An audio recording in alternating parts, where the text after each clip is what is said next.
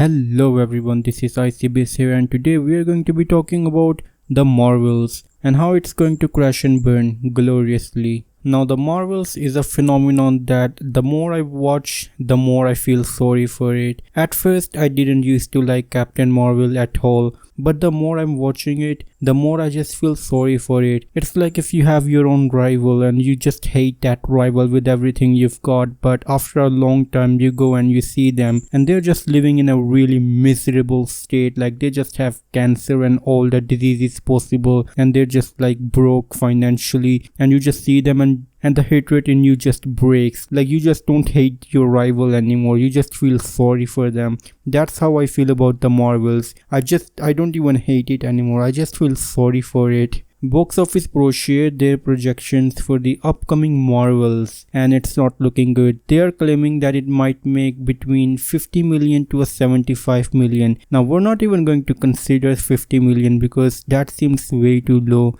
Even if we look at 75 million, it is really horrible and it's probably going to be the worst Marvel movie ever released to this date. Now if we take into account the budget for this film, it is absolutely insane. Now Forbes reported back in the middle of September that the film's production budget is about $274 million, but they said that after adding a bit of tax levies and subsidies, it comes down to $219 million, which it's still quite a lot, but after you add the post-production cost for this film, the budget becomes about $300 million.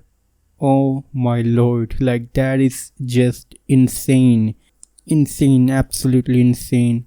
Now what does this movie need to break even, right? Now if you take into account the Forbes number for the budget of this film, which was around $219 million, it needs to make about $439 million to break even. But if it has like $300 million budget, then it needs to make about $750 million or more to break even. And to put things into perspective, Shang Chi, which was a movie that didn't really do too great for Marvel at the box office, made about $75.8 million, and Captain Marvel at best is projected to make $75 million at best. Now there are some movies that made less money than 75, that would be 71 million from Eternals.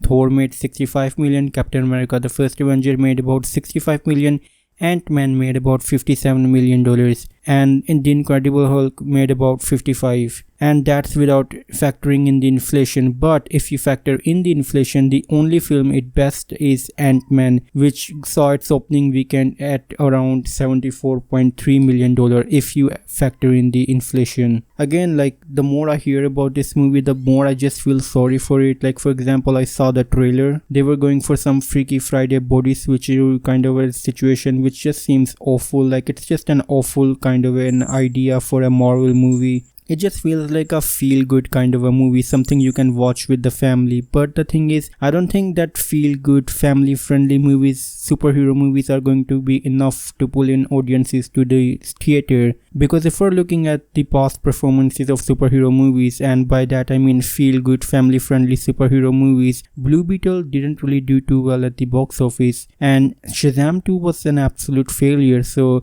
I don't know where this movie stands when it comes to making any box office whatsoever. I hope this movie succeeds, I hope it's a good movie, but you know, like it's Marvel, it's probably going to be absolutely horrible. The first Captain Marvel movie made its money only because it was sandwiched between two of the most biggest Marvel movies to have ever come out.